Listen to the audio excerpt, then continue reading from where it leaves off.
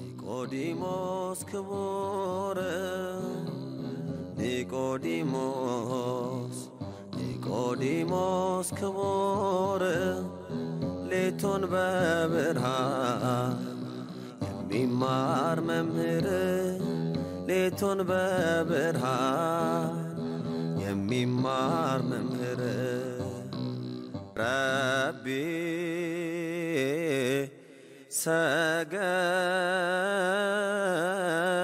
ሰገደ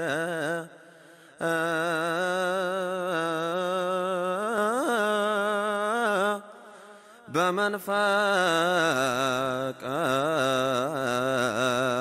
ሌሊት ለረቢ አኮኑ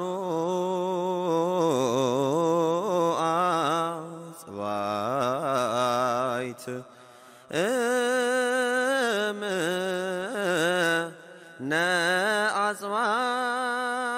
ነአጽባይት ያአቢ ናስቶ በዚህ እንዳጸናን ስንመሰክር ቸርነቱ እንዳይጓደልብን ቅዱስ ፈቃዱን ለመለመን ስንጠየቅ አሜን ብለን እናመሰግን ይገባል። እስኪ በጋራ ሁላችሁ አሜን በሉ። እግዚአብሔርን የምናመሰግነው ስለሰጠን እየሰጠን ስላለና ስለሚሰጠን ብቻ ሳይሆን ስለሚከለክለን ጭምር ነው። የማይጠቅመንን የሚከለክለን ከምንችለው በላይ እንድንፈተን ሳይፈቅድ በሱ ፈቃድ እንድንኖር ለፈቃዳችን አሳልፎ ስላልሰጠን አምላካችን እግዚአብሔር ሊመሰገን ይገባዋል። የእግዚአብሔር ስጦታው ስንደሰት ጤናማ ስንሆን ስንጠግብ ብቻ አይደለም፣ ስንራብ ስንታመምና ስናዝን ጭምር ነው። የቤተ ክርስቲያናችን ጸሎት በተለይ ዛሬ ዕለተ ሐሙስ የሚደርስ ሰይፈ ሥላሴ የሚባለው ጸሎት እንዲህ የሚል ቃል ተቀምጧል። ኦ ጊዜ ኢየሱስ ክርስቶስ አኩተከ በእንተ ኩሉ ግብር ዘአምጻእከ ላዕሌ። ጌታ ኢየሱስ ክርስቶስ ሆይ በእኔ ላይ ስላመጣህብኝ ነገር በሙሉ አመሰግናለሁ። እመሂ ረሃበ አው ጽጋበ፣ ረሃብም ቢሆን ጥጋብም ቢሆን አመሰግናለሁ። እመሂ ፍስሐ አው ሐዘነ፣ ደስታም ቢሆን ሐዘንም ቢሆን አመሰግናለሁ። እመሂ ጥሪና አው ደዌ፣ ጤንነት ፈውስ ቢሆን ህመም በሽታ ደዌ ቢሆን አመሰግናለሁ። በሁሉም ማን የተመሰገነ ይሁን? እግዚአብሔር የተመሰገነ ይሁን። እስኪ አሜን በሉ። አዎ አሜን የሚለው የእግዚአብሔር ምስጋና አምኖ መቀበል ይሁን ይደረግ ብሎ መስማማት ነው። በቀደመው ክፍለ ጊዜ መምህራችን በኃጢአት መንገድ በክፎች ምክርና በሚያፌዙ ሰዎች ወንበር አለመተባበርን የሚያወሳውን የዳዊትን መዝሙር የመጀመሪያ ዝማሬ የመጀመሪያ ቁጥር ሲያስተምሩን ነበረ። እግዚአብሔር በምሕረት በቸርነቱ በክፎች ምክር እንዳንሄድ፣ በኃጢአተኞች መንገድ እንዳንቆም፣ በፌዘኞችም ወንበር እንዳንቀመጥ ጠቢባን ከሚገኙበት ጉባኤ እንድንታደም ስለረዳን በድጋሚ ስሙ ይክበር ይመስገን። ከዚህ አራቀን ዛሬ ዋዜማ ላይ ነው ያለነው። ዋዜማው ደግሞ የንጽሕተ ንጹሐን ቅድስተ ቅዱሳን የእመቤታችን ወላዲተ አምላክ የድንግል ማርያምን ዕርገቷን፣ ትንሣኤዋን፣ ፍልሰቷን የሚያወሳውን ታላቁን ጾም የምናስብበት ጊዜ ነው። ፍልሰታ ለማርያም እንላለን። የሥጋዋን መፍለስ ብቻ ሳይሆን ደግሞ ትንሣኤዋን ብቻ ሳይሆን ደግሞ ሥጋዋ ፈልሶ እሷም ተነስታ ከመትንሣኤ ወልዳ እንደ ልጇ ተነስታ ፍጥረት ያላየውን ዓለም ወርሳ በመንግሥተ ሰማያት ዕርገቷን የምናስብበት ወቅት ነው። በሱባኤው የእርሷን ፍልሰት፣ የእርሷን ትንሣኤ፣ የእርሷን ዕርገት ካገኙ ሐዋርያት በረከት አምላካችን እንዲከፍለን ቅዱስ ፈቃዱ ይሁንልን። ለዚያ መሰናዶ የሚሆን የዋዜማ ትምህርት ነው ከኔ ጋር የምንማማረው። በእርግጥ ብዙ ሰው በዚህ ጉባኤ ያልተገኘው ወቅቱ ተሰብስቦ ለመማማር የሚያስጨንቅ የብዙዎችም ሀሳብ ክፍት ሆኖ የማይሰበሰብ ከመሆኑ ጋር ተያይዞ ያው የጾሙ መግቢያ ዋዜማ መሆኑ አንድ ምክንያት ነው። ጉባኤውንም በጊዜ ጠቅለል አድርገን ወደ ቤታችን ለመሄድ ዛሬ ቀበላ ነው ይባላል አይደል? ምንድነው የሚባለው? ምንድነው የምንቀበለው? ጾም አይደል? ጥሩ። ጾምን የምንቀበልበት ዕለት ነው። ጾምን ስንቀበል ለሚመጣው ጾም የምናሰናዳው ነገር ነው እንጂ ሊኖር የሚገባው ቀበላችን ያው ብቀላ እንዳይሆን ምግብ በመብላት እንዳይገለጥ ክርስቲያን ደስታውን የሚፈጽመው በመብላትና በመጠጣት ሳይሆን ስምረተ ነፍሱን ፈቃደ መንፈሱን በመፈጸም ነው። የነፍሱን ፈቃድ እያደረገ አዲስ የሚመጣ እንግዳ ከመምጣቱ አስቀድሞ ቤት ይሰናዳለታል አይደል? እንግዳ ሲመጣ ለእንግዳው ማረፊያ ስፍራ እናዘጋጃለን። እንግዳውን ነው የምናስበው እንጂ ለሚወጣው አይደለም። ቅበላ የሚባለው የሚወጣው ፍስጉ ነው፣ ስንበላ የሰነበት ነው። ቅበላው ወይም ቀበላ የሚባለው ወቅት ግን አዲስ ለሚመጣው እንግዳ ለጾም ነው። ስለዚህ ዕለቱ መሆን ያለበት ዛሬ ያንዳንዱ ሰው አበነፍሱን የሚያገኝበት ሕሊናው ኃጢአቱን እየዘከረ አንደበቱ ክፉ ሥራ መተላለፉን እየዘረዘረ ለካህን እየነገረ በለቅሶ የሚመጣውን ጾም እግዚአብሔር አምላክ የስርየት ጾም እንዲያደርገው ኃጢአት ድል የምንነሳበት እንዲያደርገው በትረ መዓቱን የሚያነሳበት ሀብለ ምሕረቱን የሚዘረጋበት እንዲሆን ከእግዚአብሔር ግዳጅን የሚያስፈጽም ጾም እንዲሆን የበለጠ ራስን ማዘጋጀት ነው እንጂ ሰዓት እየቆጠሩ ኧረ ሊገባ ነው ቶሎ እንብላ ማለት ይሄ ጾምን መቀበል አይባልም። ይሄ ጾምን መቀበል አይባልም እና በምግብ ራሳችን እንዳናታልል ከዚህ ስፍራ የመጣ ነው ሳይሆን እንደው የቀሩትም ጭምር ሌላም ጊዜኛ ልማድ ሆኖብን ዋዜማውን እንዲህ የምናደርግ ከሆነ ከዚህ እንድንታቀብ ነው። ጊዜ ላለመሻማት ወደ ትምህርታችን እናምራ። የምንማማርበት የቅዱስ መጽሐፍ ኃይለ ቃል ታላቁ የኢያሱ ልጅ ጠቢቡ ሲራክ በመጽሐፈ ሲራክ ምዕራፍ 7 ቁጥር 3 ላይ የተናገረውን ቃል ከወቅቱና ከበዓተ ጾም ከጾሙ መግቢያ ጋር አያይዘን እንማማርበታለን። እንዲህ ይላል ታላቁ ሲራክ ኢትዝራ ውስተ ትልመ ኃጢአት፣ በኃጢአት ትልም ውስጥ አትዝራ ይላል። ከዚህ ጉባኤ ስንወጣ የሰማነው የተማርነው ቃል ከእያንዳንዳችን የልባችን ሰሌዳ የሕሊናችን ጓዳ እንዳይወጣ ከሕይወታችን እንዳይታጣ ሰምተን እንድናስተውለው አስተውለነውን ደግሞ በቃሉ ለመኖር ጉልበት እንዲሆነን እግዚአብሔር እንደጅ እየጠና እስኪ ሁላችሁ የትምህርቱን ርዕስ ጮክ ብላችሁ ከኔ ከትላችሁ ትነግሩኛላችሁ። በኃጢአት ትልም አትዝራ በሉ። ለራሳችሁ ቢሆን ድምፃችሁን ዘለጋ አድርጋችሁ ልትሰሙት በሚቻላችሁ መጠን በኃጢአት ትልም አትዝራ በሉ እስኪ። በኃጢአት ትልም አትዝራ በሉ እስኪ። መልካም ጸልዩ ወሰአሉ ለነሂ ከመ ያርሁ እግዚአብሔር አነቀጸ ቃል ወጸልዩ ሊተ ብዙሃ ከመ እክስቱ ዘክርስቶስ ምስጢረ በከመ ይደልወኒ እንግር። ሰማያዊ የሆነውን የጌታችንና የአምላካችን የመድኃኒታችን የኢየሱስ ክርስቶስን ቅዱስ የሆነ ሰማያዊ ቃል እንድንማማር የምስጢር ባለቤት አምላካችን እግዚአብሔር በቸርነቱ ለሁላችንም የቃሉን ደጅ የልቦናችንን ጆሮ እንዲከፍትልን ጸልዩ።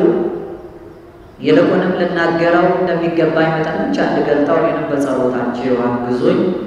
ለእኔ ለደካማ ባሪያ ተናጋሪ አንደበትን ለእናንተም ለአገልጋዮቹ ሰሚ ጆሮ አስተዋይ ልቡና የሰማይ አምላካችን እግዚአብሔር በነገር ሁሉ ያድለን። እውቀትና ጥበብን ምስጢርና ማስተዋልን እንደ በጎ ፈቃዱ መጠን ለሰው ልጆች ሁሉ የሚገልጠው ልሳነ ዓለም ከሳቴ ምስጢር አምላካችን አንዱ እግዚአብሔር መንፈስ ቅዱስ ነውና ከተሰወረው ገልጦ ከተከደነው ከፍቶ እንድንረዳ ይርዳን። ህጥሪተ አምሳል እምና አምሳላት ከምሳሌዎች ሁሉ ምሳሌ ታጣላት። ምንም አይነት ምሳሌ ከምንም ተገኝቶ ክብሯን የማይገልጥላት መዝገበ ምስጢር የቤተ ክርስቲያናችንን አንደበት ሰዓሊተ መርገሙ ለአዳም መድኃኒታ ለሔዋን የምንላት የእኛ የሁላችን የኃጥአን ተስፋ የዓለም ሁሉ የመዳን ምክንያት ጸጋዊተ ምሕረት ሰዓሊተ ሕይወት ሙዳየ ሕይወት የሆነች እመቤታችን ወላዲተ አምላክ ቅድስት ድንግል ማርያም በአማላጅነቷ አትለየን። መድኃኔዓለም አምላካችን በአጽብዖ መስቀሉ ሁላችንንም ደግፎ በቀደመው ሥርዓት በአባቶቻችን ፍኖት ይጠብቀን። እንደምታውቁት ሁላችሁም ወቅቱ ዘመነ ክረምት ይባላል። ክረምት ነው። ክረምት በሉ እስኪ። ዘመነ ክረምት ነው የሚባለው አሁን ያለንበት ወቅት።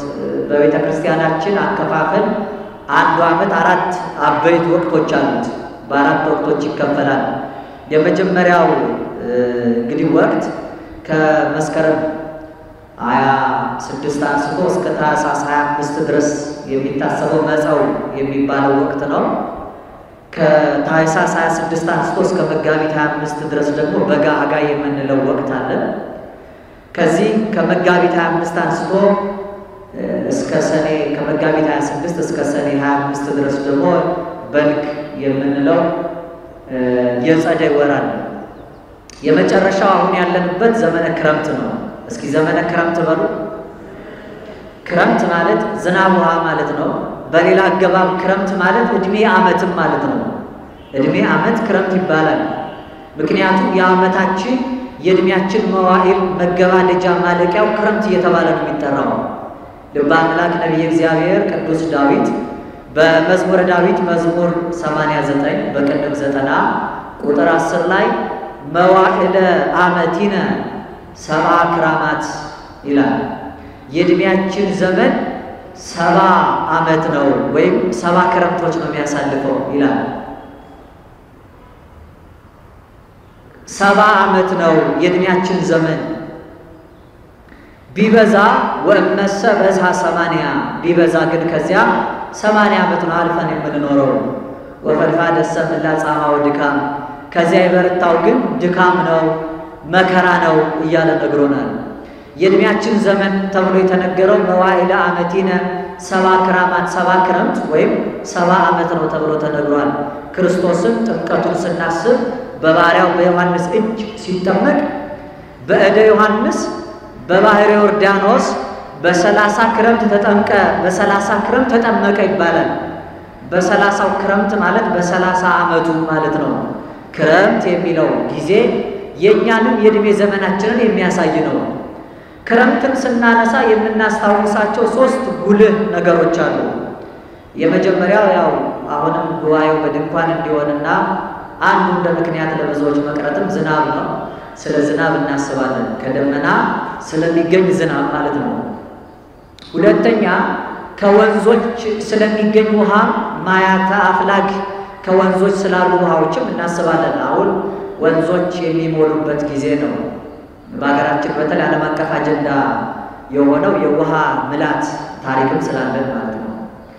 ሶስተኛው ግን ቀጣዩን ዓመት ለመኖር ህልውና የሚሆነው ዝናቡ ውሃው የሚያስፈልገው በመሬት ላይ የሚዘራው ዘር መልካም ፍሬ የሚሰጥበት ጊዜ ስለሆነ ስለ እርሻና ስለ ዘር የሚነገርበት ጊዜ ነው። ቤተክርስቲያናችን ከዓመት እስከ ዓመት በዚህ ወራ ክረምት የሚታሰቡትን እነዚህ 3 አበይት ጉዳዮች እያነሳች ጸሎት ታደርጋለች። ክርስቶስ አምላካችን ከትንሣኤው አስቀድሞ ከስቅለቱ በፊት ማለት ነው ያስተማረው ትምህርት ወንጌል ይባላል። ወንጌል በሉ እስኪ። የመረጃ ትምህርት ነው ወንጌል የሚባለው። በአራቱ ወንጌላውያን ተጽፎ በሐዋርያትም ኋላ ወደ ዓለም የተሰበከው ወንጌል የምስራች ነው። ከዚያ በኋላ ጌታችን ተነስቶ ምንም ሳያስተምር አይደለም ያደረገው። 40 ቀን ለደቀ መዛሙርቱ እየታያቸው ስለ እግዚአብሔር መንግሥት በብዙ ማስረጃ አስተማራቸው ይላል የሐዋርያት ሥራ ምዕራፍ 1 ቁጥር 3 ላይ። ኢየሱስም ከትንሣኤው በኋላ ለደቀ መዛሙርቱ ተገልጦ ስለ እግዚአብሔር መንግሥት በብዙ ማስረጃ አስተማራቸው ይላል። 40 ቀን ያስተማረው ትምህርት የማስረጃ ትምህርት ይባላል። ማስረጃ በሉ እስኪ። በቤተ ክርስቲያናችን ቃል ሲጠራ የመረጃው ትምህርት ወንጌል ነው። የማስረጃው ቃል ግን ኪዳን ይባላል። ኪዳን 7 ክፍል አለው። ስንት ክፍል አለው? 7 የኪዳን ክፍሎች አሉ። ከዚያ መካከል አንዱ እኛ ለነግ ስብሐት ለሰርክ መስዋዕት ከእግዚአብሔር ቤት ሳንታጣ የምናመሰግንበት ምስጋና ያለው የኪዳን ጸሎት የሚባለው ነው። በ3 ክፍል ተከፍሎ 9 ምስጋና ያለው ኪዳን አለ። ይሄ ጸሎት አንዱ ነው። ከቅዳሴ ውጪ ያለ እግዚአብሔር ዘብራናት እግዚአብሔር ዘስልጣናት የሚባል ሁለተኛው አለ። ይሄ ማለት አንድ ንዑስ ክርስቲያን ወይም ንዑሰ ክርስቲያን የሚባል ያላመነ ሰው ወደ እምነት ተመልሶ ለማመን ሲማር ከቆየ በኋላ የልጅነት ጥምቀት ከመጠመቁ በፊት እየመላለሱ ጸሎት እየደገሙ ያንን ሰው ወደ ቅድስና እንዲመጣ እንዲረዳው የሚደገም ጸሎት የሚጸለይ ምስጋና ነው። እግዚአብሔር ዘብራናት እግዚአብሔር ዘስልጣናት የሚባል ይህንን አስተምሯል ክርስቶስ አምላካችን። ሥጋው ደሙን ከመቀበሉ አስቀድሞ እያንዳንዱ ምእመን ሊማረው የሚገባና የሚጸልየው ጸሎት ትምህርተ ኅቡዓት የሚባል አለ። ዘትትነገር ቅድመ ጵርስፎራ ፖሮስፎሮን ወይም ሥጋውና ደሙ ከመቀበል ከመፈተቱ አስቀድሞ ለምእመናን ህቡ የሆነች በመምራን ግን ተበራርታ ስለ ሥጋው ደሙ ምስጢር ስለ አምስቱ አእማዳት ወይም አንድ ምሰሶ ስለሆኑ ምስጢራት የምታስተምር ደገኛ ትምህርት አለች፣ ትምህርተ ኅቡዓት የምትባል። እነዚህ ከቅዳሴ ውጪ ያሉ ከሰባቱ ኪዳናት ሦስቱ ናቸው። የቀሩት ግን በቅዳሴ መካከል የምናገኛቸው ናቸው። አንደኛው ዲያቆኑ ወደኛ መጥቶ በእንተ ቅድሳት እያለ አንድ ስለምታደርግ ሥጋውና ደሙ የሚለውን ጸሎት የሚያደርስበት እኛ አቤቱ ይቅር በለን ብለን እግዚአብሔርን የምንማጸንበት ጸሎት አለ። በእንተ ቅድሳት ሰላማዊት ሰላመን አስተወቁ ከመ እግዚአብሔር ያስተሳልመነ በሳይለ ዚአሁ አንድ ስለምታደርገው ሥጋውና ደሙ እግዚአብሔር በይቅርታ አንድ ያደርገን ዘንድ ሰላምን እንማልዳለን። በእንተ ሃይማኖትነ ናስተበቁ ከመ እግዚአብሔር ያሀበነ እንቲአሁ ሃይማኖተ በንጹሕ ንቀብ የእሱን ሃይማኖትኛ በንጹሕ እንድንጠብቅ ይሰጠን ዘንድ እግዚአብሔር ስለ ሃይማኖታችን እንማልዳለን እያል የምንለምንበት ይሄ ክፍል መጨረሻው ላይ ዘመነ ክረምትን የሚናገር ነገረ ሃይማኖትን የሚዘክር ማብራሪያ ሰጥቶ ይጨርሳል። ከዚያ ውጪ ቅዳሴ ጊዜ የሚባለው ክፍል አንዱ ነው። ቅዳሴው ላይ ያለው ሁለተኛው ነው።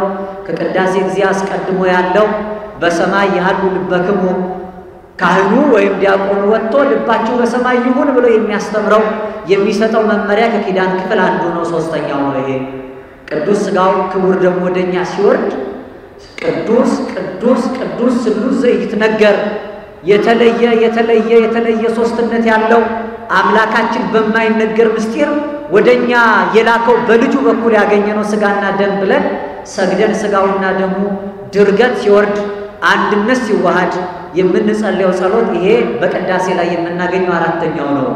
ከቅዳሴ ውጪ ያለ ሶስት በቅዳሴ ላይ የምናገኘውን አራት አካተን ሰባቱ ኪዳናት ይባላሉ።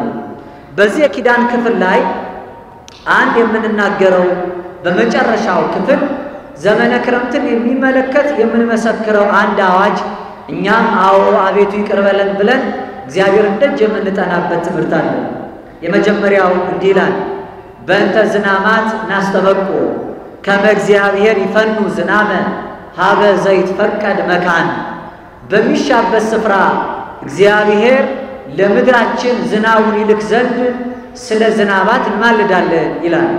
ይህንን ሰምተን እግዚአብሔር አምላክ ዝናብን በየጊዜው አይደለም በሚሻበት በሚፈለግበት በሚጠበቅበት ስፍራ እኛ ጋር በጋ ሲሆን ሌላው ጋር ክረምት ነውና በሁሉ ስፍራ ባስፈላጊው መጠን እግዚአብሔር ዝናማትን ይልክ ዘንድ ስለ ዝናባት እንማልዳለን እንላለን። በሁለተኛው ልመናችን በእንተ ማያታ አፍላግ ናስተበቁ ከመ እግዚአብሔር ይምላ ኪያሆን እስከ መስፈርት ዋቅም እነሱን እግዚአብሔር አምላክ እስከ ልካቸውና እስከ ወሰናቸው ይመላ ዘንድ ስለ ወንዞች ውሃ እንማልዳለን እንላለን። ይሄንንም በአንድነት አዎ አምላካችን ስለ እነዚህ እንለምናለን። እንደኛ ክፋት ግን እንዳይሆን አቤቱ እኛን ይቅር በለንና ይሄንን ነገር ግን እንደ መሻታችን ፈጽምልን እንለዋለን። የመጨረሻው በእንተ ፍሬያተ ምድር ናስተበቁ ከመ እግዚአብሔር ይሃባ ፍሬያ ለምድር ለዘር ወለማይረር ለዘርና ለመከር እንዲሆን እግዚአብሔር ለምድር ፍሬዋን ይሰጣት ዘንድ ስለ ምድር ፍሬ እንማልዳለን እንላለን። አዎ አምላካችን ስለዚህ እንለምናለን። ነገር ግን እንደ ቸርነቱ ይሁን እኛን ባሪያዎችህን ይቅር በለን እንለዋለን። እግዚአብሔር በደል ኃጢአታችንን ሳይመለከት ክፉ ሥራ መተላለፋችንን ሳያይ እንደ ምሕረቱ የልመናችንን ዋጋ ይሰጠን ዘንድ ቅዱስ ፈቃድ ይሁንልን። ምናልባት ለጊዜው ለሥጋ እንደዚህ ስለሚያስፈልጉ ነው። በመንፈሳዊ ሕይወታችን አስፈላጊ ስለሆኑ ዘመነ ክረምቱን ስናስብ ከክረምቱ ጋር አብረን የምናስባቸው አብይ ጉዳዮች ናቸው እነዚህ። ስለ ዝናብ ውሃ እንማልዳለን፣ ስለ ወንዞች እንማልዳለን፣ ስለ ምድርም ፍሬ ደግሞ እንማልዳለን። እግዚአብሔርን ስለ እነዚህ ደጅ እንጠናዋለን። በእኛ ሕይወትም ውስጥ ስላለ ስለ እነዚህ እንለምነዋለን። የእግዚአብሔር ቃል እንደ ክረምት ዝናብ የምትወርድ ናትና ከመልካም መምህራኖቹ እግዚአብሔር አምላክ ከእውነተኛ አገልጋዮቹ እግዚአብሔር አምላክ ደመና አድርጎ እነሱን በምክንያት መልካሙን ዝናብ እንዲሰጠን እንለምናለን እንለዋለን። እንደገና የእግዚአብሔር ምሕረትና ቸርነቱ በይቅርታ የምትወርደው በቅዱሳን ቃል ኪዳን ነው። የቅዱሳን ሕይወታቸው እንደ ደመና ነው። የእግዚአብሔር ምሕረቱ እንደ ዝናብ ነው። ቅዱስ ጳውሎስ ለበነ ሙቱ ሰማያት ሁሉም ዘያውዱነ ከመ ደመና፣ እንደዚህ እንደ ደመና የሚከቡን ምስክሮቹ ካሉልን ይላል። የእምነታችን ራስና ፈጻሚ ክርስቶስን የሚያሳዩን፣ በፊታችን ያለውን ሩጫ በትዕግስት እንድንሮጥ የሚረዱን፣ የሚቃወመንን ኃጢአት ቆርጠን እንድንጥል የሚያግዙን እንዲህ ያሉትን ደጋጎቹን አባቶቻችንን በደመና መስለን ከነሱ ቃል ኪዳን የተነሳ እግዚአብሔር በፍጥረቱ ላይ የሚያዘንበው ዝናብ ምሕረት ነው። እግዚአብሔር አምላክ ቁጣውን አርቆ የምሕረቱን ዝናብ እንዲያወርድልን ቅዱስ ፈቃዱ ይሁንልን። ስለዚህ ሁሉ ነው የምንለምነው።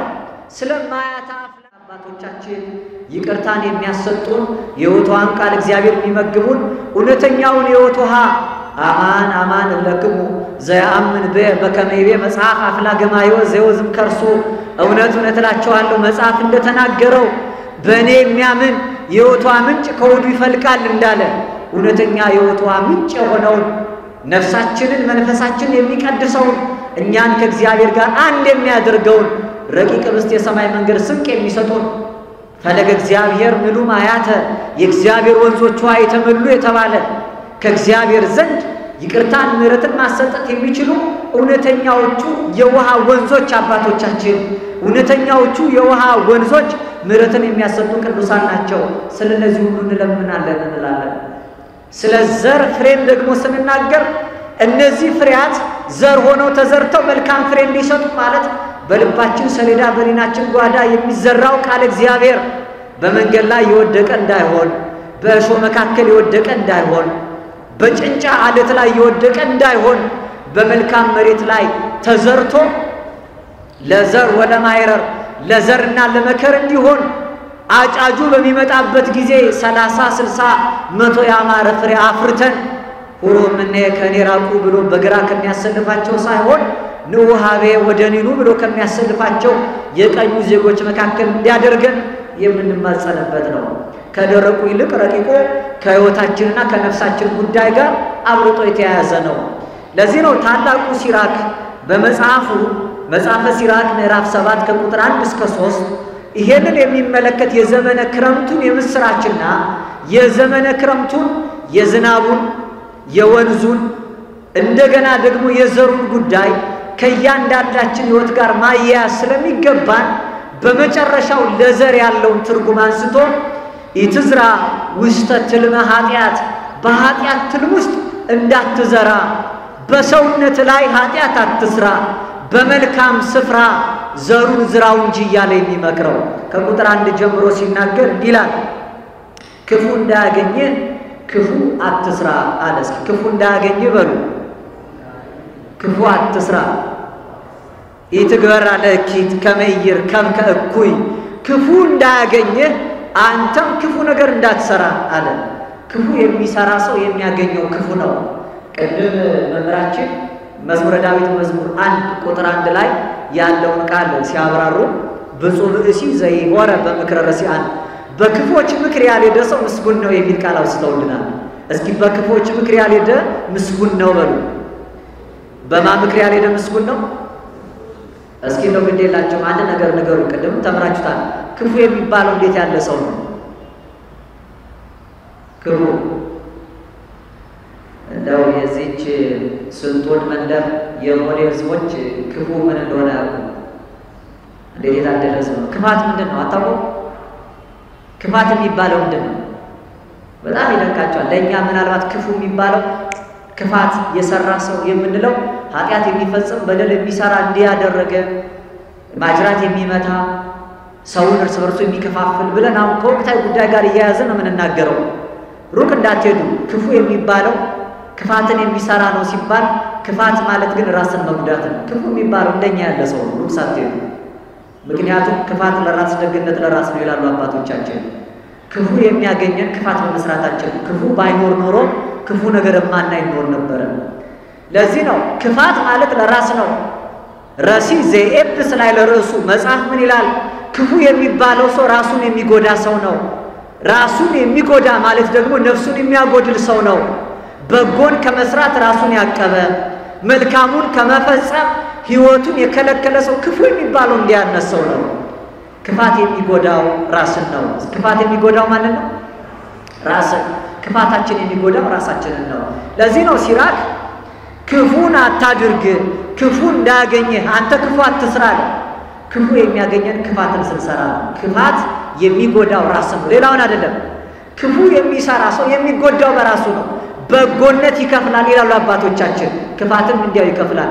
በጎ ብንሆን የበጎን ዋጋ እናገኛለን። ክፎች ብንሆንም የክፋትን ዋጋ ነው የምንቀበለው። ለዚህ ነው በዚህ ዘመን የምንመለከተው ክፉ ነገር በሙሉ የመጣው በሌሎች እንዳይመስለን፣ ሌሎች ላይ ጣታችንን በመቀሰር ሌሎችን በመወንጀል ሌሎችን ኃጢአተኛ በማድረግ አይደለም ክፉ ያገኘን፣ እኛው ክፉ ስለሆነ ነው። ክፋት የሚያገኘን እኛ ክፉ ስለሆነ ነው። በጎች ብንሆን የበጎ ነገር ማረፊያ እንሆናለን። አይኖቻችንን በጎ ነገር ላይ ያርፋሉ። እያንዳንዳችን ልባችን ከእግዚአብሔር ስለራቀ ኃጢአት በሌላችን ስለሰፋ እኛና እግዚአብሔር መካከል ደመና ሆኖ ክፋታችን ስለጋረደ ጸሎት እንዳያርግ ራስን በደመና ከደንክ ይለዋል ነቢዩ ኤርምያስ። እግዚአብሔር አምላክ ጸሎታችን እንዳይቀበል ልመናችን እንዳይሰማ ምህላ ጩኸታችን ከእርሱ ፊት ደርሶ እንዳያንኳኳ እንባችን ከጸባዖት ፊት ምላሽ እንዳያመጣ ክፋታችን ጋርዶታል። ወጸሎቴ ሊገባ ውስተ ሕጽኔ ቅዱስ ዳዊት ጸሎቴ ወደ ራሴ ወደ ብብቴ ተመለሰች ይላል። ኃጢአት በእግዚአብሔርና በእኛ መካከል ጋርዳ ገደብ ሆና ይዛዋለች። ክፉ እንዳያገኘን ክፋት ሳንሰራ መኖራል። መልካሙን የምንሰራ ብንሆን መልካሙን ለመቀበል የተገባን እግዚአብሔር መልካምን ነገር ለመስጠት ዕለት ዕለት በቅዱሳን እጆቹ ፈጥሮ የማይዘነጋውን የሰው ልጅ ይመርጠዋል። የበጎ ነገር መገለጫ እንዲሆን ነው እግዚአብሔር አምላክ በጎ ፍጥረት አድርጎ ከፍጥረት ሁሉ አክብሮ በመጨረሻ የሰው ልጅ የፈጠረው። በጎን ነገር ሲልም ግን የበጎ ነገር ማረፊያ እግዚአብሔር አምላክ ያውቃል።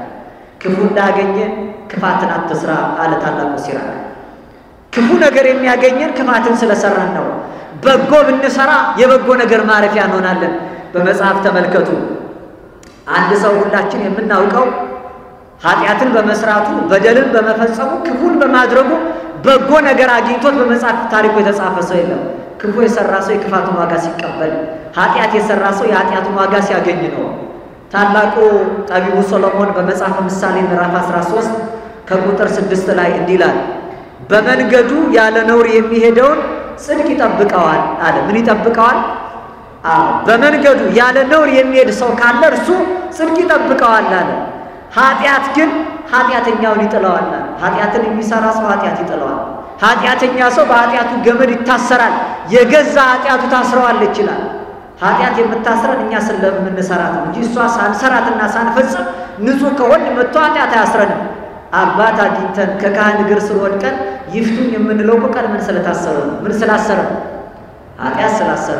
ኃጢአት ደግሞ የሚያስረን በራሱ እንደ ድር ከመንገድ ተቀምጦ ሳናይ የሚጠልፈን ሆኖ አይደለም፣ ስንሰራው ነው የሚያስረን፣ ስንፈጽመው ነው ምርኮኛ የሚያደርገን። ስለዚህ ነው ክፉ እንዳያገኛችሁ ክፉ አትስሩ እንዳለ ኃጢአተኛን ሰው የገዛ ኃጢአቱ ትበቀለዋለች፣ ትጥለዋለች አለ። ይመልሳል ጠቢቡ ሰሎሞን በመጽሐፈ ምሳሌ ምዕራፍ 11 ቁጥር 3 ላይ ቅኖች ቅንነታቸው ትመራቸዋለች አለ፣ ወስላቶችን ግን ጠማማነታቸው ታጠፋቸዋለች አለ። ጠማማ ስንሆን የጠማማነትን ዋጋ የምናገኘው እኛ ነን። ለዚህ እግዚአብሔር እንኳን በማይገባ አገባብ በሚከፍለው ዋጋ እንዲህ ተብሎ ተነግሮለታል። መዝሙረ ዳዊት መዝሙር 18 ከቁጥር 25 አንስቶ አንተ ይለዋል ቅዱስ ዳዊት እግዚአብሔርን ከቸር ሰው ጋር ቸር ሆነህ ትገኛለህ አለ። እኛ ምናልባት ይሄንን ጥቅሱን አዛብተን ለሰው ነው የምንጠቅሰው። ቸር ሰው ከቸር ጋር ከዋለ ቸር ሆኖ ይገኛል ብለን ነው የምንጠቅሰው። ዳዊት ግን የሚናገረው ስለ እግዚአብሔር ነው። አንተ ቸር ሰው ስታገኝ ከቸር ሰው ጋር ቸር ሆነ ትገኛለህ። ቸር ሰው ካለ የቸርነቱን ዋጋ ትሰጠዋለህ ማለት ነው። ከቅን ሰው ጋርም ቅን ሆነ ትገኛለህ፣ ከንጹህ ሰው ጋርም ንጹህ ሆነ ትገኛለህ አለና ከጠማማ ጋርም ጠማማ ሆነ ትገኛለህ። እግዚአብሔር አሁን ጠማማ ሆኖ የሚገኝ ሆኖ አይደለም። ሎቱ ስብሐት ለኢየሱስ ክብር ምስጋና ይገባው።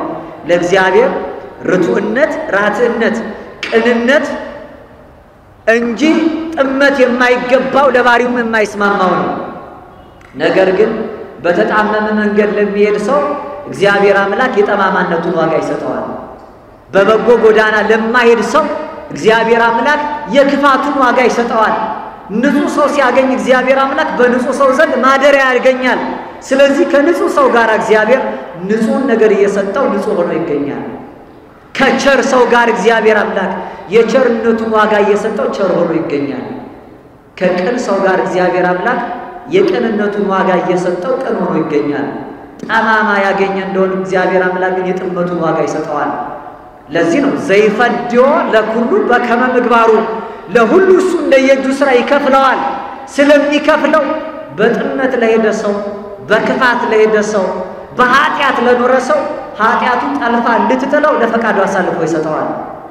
እስራኤልን አላስተዋላችሁ? ከግብፅ ባርነት ነፃ አውጥቶ ወደ ምድረ ርስት ሊያደርሳቸው ሲመራ እነሱ ግን በምድረ በዳ እግዚአብሔር አምላክ መና አውርዶ ያንን ሰማይ ጋርዶ አለቱን ሰንጥቆ ውሃውን አፍልቆ ባህሩን ከፍሎ ጠላት ገርዶ ሲመራቸው እኛ የሰማዩ መና ሰለቸን፣ የአለት ላይ ውሃ መረረን አሉ። የፈርዖን ቤት ምንቸቱን ሽታ ናፈቁ። በልተው በጠገቡ ጊዜ ልባቸው ታበየ፣ እግዚአብሔር ረሱት። በሉ ወጸጉ ጥቀ፣ በልተው ፈጽመው ጠገቡ። ወወሃቦሙ ለፍትወቶሙ፣ ለራሳቸው ፈቃድ እግዚአብሔር አሳልፎ ሰጣቸው ይላል። ለማ ፈቃድ አሳልፎ ሰጣቸው? እንደ ፈቃዱ እንዲሄዱ ሳይፈቅዱ ሲቀሩ ለራሳቸው ፈቃድ አሳልፎ ሰጣቸዋል። በፈቃዳችን እንዳንመራ በሱ ፈቃድ እንድንኖር መድኃኒዓለም በቸርነቱ ይርዳል። እነዚህ እንደ ጥመታቸው እግዚአብሔር አምላክ በምድረ በዳ ወድቀው የቀሩ ብዙዎች ናቸው። ከነሱ በሚበዙት እግዚአብሔር ደስ አላለውም አለ ቅዱስ ጳውሎስ። እንኳን ብዙዎች በምድረ በዳ ወድቀው ቀሩ። ወደ ምድረ ርስት ከነዓን ሊወስዳቸው ለነጻነት ክብር አክብሮ የመራቸው እግዚአብሔር አምላክ ብዙዎችን ግን በምድረ በዳ ተዋቸው። ምክንያቱም በጥመት ሄዱ ስለነበር የጥመታቸውን ዋጋ ሰጠ። በዚህ በመጽሐፈ ሲራክ ምዕራፍ 21 ቁጥር 27 ላይ ኃጢአተኛ ሰው ይላል፣ ኃጢአተኛ ሰው እክህደከ ብሎ ሰይጣንን ቢረግመው የገዛ ሰውነቱን መርገሙ ነው ይላል። እየሰማችሁ? ምን አይነት ሰው አልኳችሁ? ኃጢአት እየሰራ በደል እየፈጸመ የእግዚአብሔርን ሕግ ሳያከብር የሥጋ ፈቃዱ እያታለለው እየኖረ ለይስሙላ ግን ተነስቶ እክህደከ ሰይጣን፣ ሰይጣኑ ይክድሃለሁ ቢል የገዛ ሰውነቱን መርገሙ ነው ይላል። ምክንያቱም እሱ የሰይጣን ማደሪያ ሆኖ ሰይጣንን እክድሃለሁ ቢል የገዛ ሰውነቱን መርገሙ ነው። ሰይጣንን እክድሃለሁ ያለ የሰይጣንን ፈቃድ የማይሰራ ሰው መሆን አለበት። ሰይጣንን እክድሃለሁ የሚለው ሰይጣን ወግቶ ሰውን የሚጥለው በኃጢአት ነው።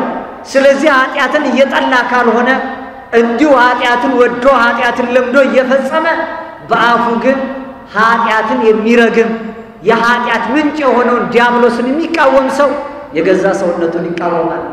ኃጢአት ለምዶ ወዶ እየሰራ ነገር ግን ኃጢአትን የሚከስሰው ኃጢአት የተጸናወተው ጸላዔ ሰናያት ዲያብሎስ የኛን ሰውነት ድንኳን፣ የኛን ልብ ዙፋን፣ የኛን አንደበት ልሳን አድርጎ እየተቆጣጠረ እክህደከ ብንለው ራሳችንን መካዳችን፣ ራሳችንን መርገማችን ነው። ስለዚህ አስቀድሞ ዲያብሎስን ከነስራው መጥላት፣ ኃጢአትን ከነውጤቱ ከነሞቱ ከራሳችን ማስወገድ ያስፈልጋል። ለዚህ ነው እንግዲህ በሲራክ በመጽሐፈ ሲራክ ምዕራፍ 7 ቁጥር 1 ላይ ኢትግበራ ለእኪት ከመ ኢይርከብ ከእኩይ፣ ክፉ እንዳያገኝ ክፋትን አትስራ አለ። ክፉን የሰራ ሰው ክፋት ነው የሚያገኘው። እንዲሁ ስንጸልይ አቡነ ዘበሰማያት ስንል አድነን እምኩሉ እኩይ፣ ከክፉ ሁሉ አድነን አንተ እያልን አምላካችን እንማጸነዋለን። ከክፉ ሁሉ አድነን እንጂ እያለው እኛ ግን ወደ ክፋት እግሮቻችንን የምናፋጥናቸው ከሆነ የገዛ ራሳችንን ነው የምንረግመው ማለት ነው። ስለዚህ ክፉ እንዳያገኘን መጀመሪያ ራሳችንን ከክፋት ማራቅ ከክፋት መመለስ ይጠበቅብናል ማለት ነው።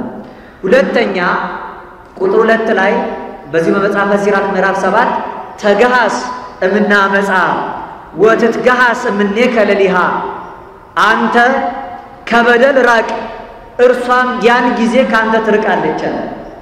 በደል ከኛ እንድትርቅ አስቀድሞኛ ከበደል ህይወታችንን ማራቅ አለብን። ከምን እንራቅ? ከበደል ራሳችንን ሳናርቅ በደል ከኛ እንዲርቅ የምናስብ ከሆነ ከበደል ጋር እየኖርን ከኃጢአት ጋር እየኖርን ከክፉ ስራ ጋር እየኖርን የክፋትን ዋጋ እንቀበልም እንደማለት ነው። የሰራ ሁሉ ደሞዝ ይገባዋል። ምን ያለ ደሞዝ ይገባዋል? ኃጢአት ከሰራንም ያው ደሞዝ ያስፈልገናል። በሮሜ መልእክት ምዕራፍ 6 ቁጥር 23 ላይ እስመ ተግባራት ስለ ኃጢአት ወረባዚያ ሞት ውእቱ የኃጢአት ደሞዝ ሞት ነው ይላል። የኃጢአት ደሞዝ ምንድነው? ኃጢአት ከሰራን ደሞዝ አለ። ይሄው የሚከፈለን ደሞዝ ሞት ይባላል። የእግዚአብሔር ስጦታ ግን አለ። ጽድቅን ብንሰራ የእግዚአብሔር ስጦታ በልጁ በኢየሱስ ክርስቶስ የዘላለም ሕይወት ነው። ሕይወትን የሚያሰጠውን መልካም ምግባር በጎ ትሩፋት ብንፈጽም የምናገኘው ዘላለማዊ ሕይወት ነው። ስለዚህ ከእያንዳንዳችን ሕይወት የሕይወት ፍሬ ሊገኝ ያስፈልጋል። ከእያንዳንዳችን ኑሮ የጽድቅ ምግባር ያስፈልጋል። ከክፉና ከበደል ሳንርቅ በደል ከኛ ይርቃል ብለን እንዳናስብ። ለዚህ ነው ከመላው ዓለም በተለየ መልኩ መላው ዓለም በዚህ አዳዊ ህመም ወይም ተላላፊ ወረርሽኝ እየተመታ ያለበት ክፉ ዘመን እሱን እንቅርት በሉት። እኛ ደግሞ በእንቅርቱ ላይ ተላላፊ የዘር በሽታ ደግሞ አካሎናል አይደል? ሰው በዚህ ላይ እንደገና መልሶ እርስ በርሱ የሚገፋፋበት እርስ በርሱ የሚጣላበት ነው። እኛ በምድራዊ መከፋፈል ላይ እንድንሰለጥን እንጂ ምድራዊ መከፋፈል እኛ ላይ እንዲሰለጥን ወደ ዓለም አልመጣንም። በዚህ በዓለም ላይ የምንሰለጥን እንጂ ዓለም በእኛ ላይ የሚሰለጥን አልነበረም። የክርስቶስ ኢየሱስ የሆኑት የእርሱ የሆኑት የሥጋን መሻቱ ከነክፉ ምኞቱ ሰቀሉት ተብሎ እንደተነገረ ዓለም ክርስቶስን ይሰቅላል፣ እኛ ግን ዓለምን የምንሰቅል መሆን አለብን። ኃጢአት በዓለም ላይ ይነግሳል፣ እኛ ግን በኃጢአት ላይ የምንነግስ መሆን አለብን። ዓለምን ኃጢአት ይገዛዋል፣ እኛ ግን ዓለምን ከነ ኃጢአት የምንገዛ በዚህ ላይ የምንሰለጥን መሆን አለብን። አለበለዚያ ከበደል ሳንርቅ በደል ከኛ ይርቃል ማለት አንችልም። ከክፉ ነገር ሳንርቅ ክፉ ነገር ከኛ እንደማይርቀው ማለት ነው። በዚህ በኦሪት ዘፍጥረት ምዕራፍ 4 ላይ የመጀመሪያዎቹ የሰው ልጆችን ታሪክ እናገኛለን። አዳምና ሴቲቱ ሔዋን ወደ ምድር ከመጡ በኋላ ልጅ ወልደዋል። መጀመሪያ የወለዷቸው ልጆች አቤልና ቃየል ናቸው። እነዚህ ሁለቱ ልጆች በእግዚአብሔር ፊት መስዋዕት እንዲያቀርቡ አባታቸው አዳም አዟቸዋል። ቃየል ያልተመጣጠነ እድገትን ያደገው በቁመትና በእድሜ ከአቤል የሚበልጥ ስጋዊ ጥበቡ እግዚአብሔር አምላክ መስዋዕት ቢቀርብለት እንደማይበላ አሳውቆታል። መንፈሳዊ ጥበቡ ግን እግዚአብሔር ንጹህ እንደሆነ ሊያስለየው አልቻለም። እግዚአብሔር አይበላውም አለና እንክርዳዱን ከስንዴው ጋር አብሮ በእግዚአብሔር ፊት አቀረበ። ትንሹ አቤል ግን ከመይታወቅ ስላጤ ከበኩለሄ ማደግ በነገር ሁሉ እንዲገለጥ የሚያስብ ብሎ ቅዱስ ጳውሎስ በአንደኛ ጢሞቴዎስ መልእክቱ ምዕራፍ 4 ቁጥር 15 ላይ ልጁ ጢሞቴዎስን እንደመከረው ማደጉ በነገር ሁሉ የተገለጠ ስለነበረ የእግዚአብሔርን ንጽህና የሚገባውን ንጹህ መስዋዕት እንደሚያስፈልገው አሳወቀው። ለእግዚአብሔር ጥፍሩ ያልዘረዘረው ቀንዱ ያልከረከረው ጸጉሩ ያላረረው መልካም ጠቦት መስዋዕት ከፊቱ አቀረበ። መጀመሪያ እግዚአብሔር አምላክ ከመስዋዕቱ በፊት ሁለቱን ልጆች ተመለከተ። ሲመለከት ለመመልከት የሚያስችል አይን የሚገባ አልነበረም። በእድሜ ጎልብቶ በቁመትም በርትቶ እኮ ይታይ የነበረው ቃየል ነው። እግዚአብሔር ግን ቃየልን አላየውም። ወነጸረ እግዚአብሔር ላይ ለአቤል ወላይ ለመስዋዕቱ እግዚአብሔር ወደ አቤልና ወደ መስዋዕቱ ተመለከተ ይላል። በሁሉ ቦታ ሁሉን የሚያየው እግዚአብሔር አምላክ ግን ይነጸረ እግዚአብሔር ላይ ለቃየል እግዚአብሔር ግን ወደ ቃየል አልተመለከተም ይላል። እግዚአብሔር የማይመለከተው ስፍራ ሁሉን ያያል፣ አይቶ ግን እንዳላየ ይሆናል። አንዳንድ ጊዜ እግዚአብሔር ዕውቀቱ የማይከፈሉ ነው እያለ ዕውቀት የሚነሳቸው አላውቃቸውም የሚላቸው ሰዎች አሉ። ታስታውሳላችሁ? ከአስሩ ቆነጃጅት 5ቱ ሰነፎች ናቸው። መብራታቸውን ለማብራት ዘይት ፍለጋ ከመንደር ሄደው ሲመለሱ በሩ ተዘግቷል። እጅ ጸፍተው ደጅ ጠንተው ሙሽራው ሲያስጠሩ ማናችሁ አላቸው። እኛ ክር ይዘን ዘይት ግረስተን ወደ መንደር ሄደን የመጣ ነው፣ በር ተዘጋብን አሉት። ምን አላቸው? አማን አማን እብለክን እያመረክን እውነት እላችኋለሁ አላውቃችሁም አላቸው። ምን አላችሁ? እሱ እኮ የማያውቀው ነገር የለም ማይመረ ሁሉ ይባላል፣ ሁሉን አዋቂ ይባላል። ምን ያውቃል አልኳችሁ? ሁሉን ያውቃል። ነገር ግን እያወቀ እንደማያውቅ አላውቃችሁም ይላቸው አለ። በእኛ ሕይወት ኃጢአትና በደላችን እያወቀ እንደማያውቅ ዝም ብሎ ሲዘገይ እግዚአብሔር ማለት ነው። በመጨረሻው ፍርድ ጊዜ እንዲሁ ነው። ቀድሞ ኃጢአታችሁን እንድታስቡ ሳላስብባችሁ ኖር ሳታስቡት ቀርታችኋል። አሁን ግን አስብባችኋለሁ። በቀኝ የሚያቆመው ለዚህ በግራ የሚያቆማቸው ለዚህ ነው ኃጢአተኞችን። አላውቃችሁም እንዳላቸው አላይህም አለው ቃየልን። አላየውም። ቃየል ተናደደ፣ ከእግዚአብሔር ፊት ወጣ ይላል። ከእግዚአብሔር ፊት እግዚአብሔር አላየውም፣ እሱም ከእግዚአብሔር ፊት ወጣ። እግዚአብሔር ግን ቃየልን ተከትሎ አናገረው። እንዲህ አለው ኦሪት ዘፍጥረት ምዕራፍ 4 ቁጥር 7 ላይ ቃየል ስለምንድን ነው ፊትህ እንዲህ የጠቆረው? እግዚአብሔር ያላየው ፊት ጥቁር ነው። እስኪ እግዚአብሔር ያላየው ፊት ምንድን ነው አልኳችሁ? ጥቁር ነው። ጥቁር ማለት የመልክ የከለር እንዳይመስላችሁ። እንዲህ ያለው ለመልክዓ ምድራዊ አቀማመጥ ነው። ወደ ፀሐይ እየተጠጋ ከፀሐይ እየራቀ ነው መልክዓ ምድሩ ያጠቆረንና ያቀላን እንጂ እግዚአብሔር ስላላየን አይደለም። መጥቆር ማለት አፋዊ ገጽ አይደለም። ውሳጣዊ ገጻችን ጥቁር የሚሆነው ጽልመት ራእይ ህሱም ገጽ ያለን ክፉ መልክ ያለን ጨለማ የሆነ ዓላማ ካለ ፊታችን የጠቆረ የመልክ መንጣት መሰላችሁ? ምዕራቡና ምስራቁ ዓለም በክፋትና በጭካኔ እየተመላ ፊቱ የጠቆረ ነው። እግዚአብሔር ያላየው ፊት የጠቆረ ፊት ይባላል። የጠቆረ ፊት ማለት የሥራ ማሳያ እንጂ የመልክ ከለር ውጤት አይደለም። አቤል በእግዚአብሔር ስለታየ ፊቱ ይበራ ነበረ። መብራት ማለት መንጣት ማለት አይደለም። ብርሃናዊ ብሩህ መሆን ማለት ነው። በእግዚአብሔር የተጎበኘ ፊት ይበራል። እግዚአብሔር ያላየው ፊት ግን ይጠቁራል። ቃየል ፊቱ ጠቆረ፣ ከእግዚአብሔር ፊት ወጣ። እግዚአብሔር ፊት ለምን ጠቆረ? መልካምን ብታደርግ ፊት የሚበራ አይደለምን? መልካም ባታደርግ ግን አለው ኃጢአት በደጅ ታደባለች፣ ፈቃዷም ወደ አንተ ነው። አንተ ግን በእርሷ ላይ ንገስባት አለው እግዚአብሔር አምላክ። መልካም ያላደረገ ሰው ኃጢአት በደጁ ቆማ ታንኳኳለች፣ ታደባለች።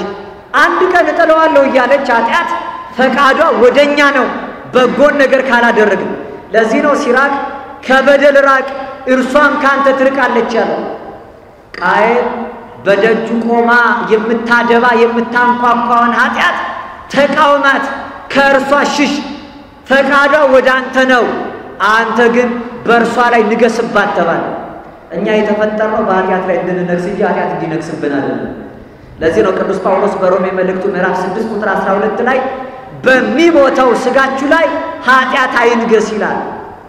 ሟቲ በሆነው ስጋችን በሚፈርሰው በዚህ ሰውነታችን ጭቃ ሆኖ ወደ ጭቃ ወደሚመለሰው አፈር ሆኖ እንደ አፈር ወደሚበሰብሰው ስጋችን ላይ ኃጢአት አይንገስ፣ እናንተ ግን በኃጢአት ላይ ንገሱባት እንጂ ተብሏል። በደጅ ቆማ የምታደባዋን ኃጢአት ከሷ ርቆ ሊሸሽ አልተቻለውም ቃየል። እንዲያውም ፈጥኖ ተከተላት፣ ወደ ኃጢአት ሮጠ። ወንድሙን እሸት በልተን ውሃ ተጎንጭተን እንውጣ አለው። ወደ ምድረ በዳ ይዞት ወጣ። የገዛ ወንድሙ ውሃ ሊጠጣ ሲያጎነብስ ድንጋይ ጫነበትና ገደለው። ከዚህ በኋላ ቃየል እንዲህ አለ። እዚህ ኦሪት ዘፍጥረት ምዕራፍ 4 ቁጥር 13 ላይ ቃየልም እንዲህ አለ፣ ኃጢአቴን ልሸከማት የማልችላት ታላቅ ናት አለ። ተመለከታችሁ? አዎ ልሸከማት እንኳን አልችልም አለ። ከባድ ናት አለ። ለሸክም እንኳን ከበደችው። ትሸከም፣ አንተ በላዋ ላይ ንገስባት፣ ፈቃዷ ወደ አንተ ነው፣ በደጅ ቆማ ታደባለች ተብሎ ተነግሮት ሮጦ ገስግሶ ወደ ኃጢአት ሄደ። ኃጢአት እሱ ላይ ሸክም ሆነችበት። ልሸከማት እንኳን አልችልም አለ። ለዚህ ነው ከበደል ካራቀን በደል ከኛ ይርቃል። ታላቁ ሲራክ ከበደል ራቅ እሷም ካንተ ትርቃለች ብሎ እንደተናገረ እኛ ከበደል ስንርቅ ከኃጢአት ስንርቅ ኃጢአት ከኛ ትርቃለች። በዚህ ጊዜ ከእያንዳንዳችን ሕይወት ኃጢአትን ልናርቅ በደልንም ደግሞ ልናስወግድ የሚገባበት ዘመን ነው። የመጨረሻውን አይተን ጨርሳለን። ትንሽ ወዲያ የሚል ሰው በርትቷል። እያጠቃለልን የመጨረሻው እንዲህ ይላል፣ ኢትዝራ ውስተ ትልመ ኃጢአት ከመ ኢትርራ ለከ ምስዕቢት። ከሷም 7 እጥፍ አድርገህ እንዳትሰበስብና እንዳታጭድ በኃጢአት ትልም ውስጥ አትዝራ አለ። እስኪ በኃጢአት ትልም አትዝራ በሉ። ትልም ምንድን ነው? ትልም እንግዲህ በተለይ በዓለም መስኮት ሁሉም ሰው ስለ ትልም ነው የሚያወራው። ፈር ትልም ሲባል ታውቃላችሁ? ትልም ምንድነው? አቤት ማሳ ብቻው ትልም አይባልም። ማሳ ትልም ለመሆን የሚቀረው ነገር አለ። ሐሳብ እቅድ ሐሳብ ትልም ተብሏል። ያው መነሻው ግን ሌላ ነው። ሐሳብ ነው አይደል? ትልም ምንድነው? እስኪ በጣም ግሩ ማሳው መሬቱ ዘር ከመዘራቱ አስቀድሞ ይታረሳል። ሲታረስ በእርሻው ምክንያት የሚፈጠር ቦይ አለ። የሰማችሁ ፈር ይባላል ወይም ትልም ይባላል። በኃጢአት ትልም አትዝራ ማለት ይሄ ነው። ኃጢአት ባረሰው ሰውነት ላይ አትዝራ። የሰማችሁ አሁን ጊዜው የጾም ዋዜማ ነው። እንጾማለን፣ ጥሩ ነው። እንጸልያለን፣ ጥሩ ነው። እንሰግዳለን፣ ጥሩ ነው። የምንጾመው የምንጸልየው የምንሰግደውና የምንመጸውተው ግን በኃጢአት ትልም ላይ ሆነ ከንቱ ነው ማለት ነው። ኃጢአትን ስንሰራ የኃጢአት ደሞዝ ይከፈለናል። ከበደል ሳንርቅ ስንቀር በደል ደግሞ ወደኛ ትሮጣለች። ስለዚህ በኃጢአት ትልም አትዝራ፣ በሰውነት ላይ ክፋትን አታሳድር። ይሄንን አስወግደን ነው ጾሙን መቀበል የሚጠበቅብን። ይሄንን አርቀን ነው፣ ይሄንን አስወግደን ነው በንጹህ መንፈሳዊ ሰብዕና ጊዜውን ልንቀበለው የሚገባው። በኃጢአት ትልም አትዝራ ማለት ይሄን ምህላ አቅርበናል። ጸሎቱን እግዚአብሔር አድርሰናል። ምላሽ አግኝተናል አላገኘንም? እንግዲህ ከእግዚአብሔር ዘንድ ነው። እኛ ግን እንደምናውቀው በኃጢአት ትልም የዘራነውን መልካም ውጤት እናገኝበታለን ብለን እንዳናስብ ማለት ነው። መጽሐፍ ጸሎቱ ለመስተቀይም ከመወድቀ በማይከለ ከመዘር ዘወድቀ በማይከለ አሷል ቂም ይዞ የሚጸልይ ሰው በእሾህ መካከል የወደቀ ዘርን የዘራ ሰው ነው የሚመስለው። ያ ዘር ሲወጣ እንደሚታነቀው ሁሉ ከኛ ከፍ ብሎ ሲወጣ ጸሎታችን ወደኛው ነው የሚመለሰው። በኃጢአት ትልም ነው ብዙ ጊዜ ዘር የምንዘራው። ምክንያቱም እኛ ራሳችን ክፉ ኃጢአትና በደላችንን ሳናስወግድ በንጽህና ወደ እግዚአብሔር ሳንቀርብ ገጸ ምሕረቱን ማየት አይቻልም። ጊዜው የሱባኤ ነው እንላለን፣ ጊዜው የጾም ነው እንላለን። ጾሙን በንስሐ ሳይሆን እየተቀበልን ያለነው በመብል ነው። ጊዜው የሱባኤ ነው፣ ጊዜው የበለጠ እግዚአብሔርን የምንለምንበት ነው እንላለን። ምግብ ቤቶቹ መጠጥ ቤቶቹ ሁሉ አሁን በሰው ተጨናንቀዋል። እንኳን በሽታው ተመልከቱ፣ ያጠፋል ተብሎ ማስጠንቀቂያ የተነገረው ሰው አይደለም፣ ነገ ጾም ይገባል የተባለ የማይመስል ሰው ነው። ጾሙን ሊያዘው የሚለው ሰው የሚይዘው ለጾሙ የሚገባውን ስራ በመስራት ነው እንጂ ኃጢአትን በመጨመር ጾም መቀበል የለም። በኃጢአት ትልም ላይ መዝራት ማለት ይሄ ነው። ኃጢአትን እየሰራን በደልን እየፈጸምን እየጠገብንና እየሰከርን ጾምን እንቀበላለን ብሎ መናገር አይቻልም። ጾሙን ለመቀበል ለጾም የሚገባውን ራስን ማዘጋጀት ያስፈልጋል። ጾሙን ለምንቀበልበትን ሰውነት ራሳችንን ማከማቸት ማለት ነው። ህይወታችንን ማስተካከል፣ ኑሯችንን በዚያ መልኩ መምራት። ዓለም ላይ በንግዱ ያላችሁ በተለያየ ስራ የተጠመዳችሁ ካላችሁ መንግስት በዚህ ጊዜ በአመቱ መጨረሻ የሚሰበስበው ገንዘብ አለ። ምን ይባላል? ግብር ይባላል። በተለይ ሰኔ ሐምሌ ግብር የሚከፈልበት ወቅት ነው። ለኛ ለምዕመናን ለክርስቲያኖች ይሄ ጊዜ ግብር የሚሰበሰብበት ወቅት ነው። በተለይ ነሐሴ ፍልሰታ የግብር ወቅት ነው የሚባለው። ግብር የምንከፍልበት መንፈሳዊ ታክስ ከኛ የሚጠበቅበት ጊዜ ነው። ፍትሐ ነገሥታችን እንዲህ ይላል፣ እስመ ጾም ጸባይተ ሥጋ ውእቱ። ጾም ማለት የሥጋ ግብር ነው ይላል። እስኪ ጾም በሉ፣ የሥጋ ግብር ነው። ወጸሎትኒ ጸባይተ ነፍስቲ። ጾም ደግሞ ጾም የሥጋ ግብር እንደሆነ ሁሉ ጸሎት ደግሞ የነፍስ ግብር ናት አለ። ወከመ ምጽዋት ጸባይተ ነዋይ። ምጽዋትም የገንዘባችን ግብር እንደሆነ ሁሉ ለድሃ ቆርሰን የምናጎርስበት ቀደን የምናለብስበት ጊዜ ነው። ይሄ ጊዜ ግብር የምንከፍልበት ጊዜ ማለት ነው። እቺ 16ቷ ፍልሰታት ስናስባት ለዓመቱ እግዚአብሔር አምላክ እንደ ግብር መሰብሰቢያ ጊዜ ሁላችን አንድነት ወደ ቤቱ ተሰብስበን የሥጋ ግብር የምንገብርበት ጊዜ ነው። ሥጋችን የምንጎዳበት ጊዜ ማለት ነው። ዓመቱን በሙሉ በሥጋ ፈቃድ፣ ዓመቱን በሙሉ በምድራዊ ዕቅድ፣ ዓመቱን በሙሉ በሚያልፍ ምኞት ሕይወታችን ያንከራተት ሁላችንም አሁን ግን የበለጠ የነፍስ ሥራ የምንፈጽምበት ጊዜ መሆን አለበት። በኃጢአት ትልም የማንዘራበት ጊዜ ይልቁንም መሬት የሆነ እናንተ እግዚአብሔር እርሻ ናችሁ እንደተባለ ጾም የሚዘራብን፣ ጸሎት የሚዘራብን፣ ምጽዋት የሚዘራብን፣ ስግደት የሚዘራብን፣ መልካም ምግባር በጎ ትሩፋት የሚዘራብን መልካም ፍሬ የሚፈራብን ሰዎች ለመሆን ዘመነ ክረምቱ ከታረሰው ምድር ላይ መልካም ዘር ወጥቶ በመልካሙ ትልም እሾ በሌለበት ሌላ ድንጋይ በሌለበት በታረሰው መሬት ላይ ብቻ በመልካሙ ስፍራና መስክ ላይ ብቻ አንድ ገበሬ ዘሩን እንደሚዘራው እንዲሁኛ ይሄንን ጾም ልንጾም የሚገባው ይሄን ወራ ፍልሰታው ሱባኤ ልንገባ የሚገባው መልካሙን ስራ እየሰራን በጎን ትሩፋት እያሳየን እግዚአብሔርን ደስ እያሰኘን መሆን አለበት። መከፋፈሉን በማራቅ ማለት ጥርጥሩን በማራቅ እግዚአብሔርን የበለጠ ደስ በማሰኘት የምናየው ነገር በሙሉ ነገን ለሚያዩ ሰዎች የምናመሰግንበት ሳይሆን ትላንት ላለፉት ሰዎች እግዚአብሔርን የምናመሰግንበት ነው።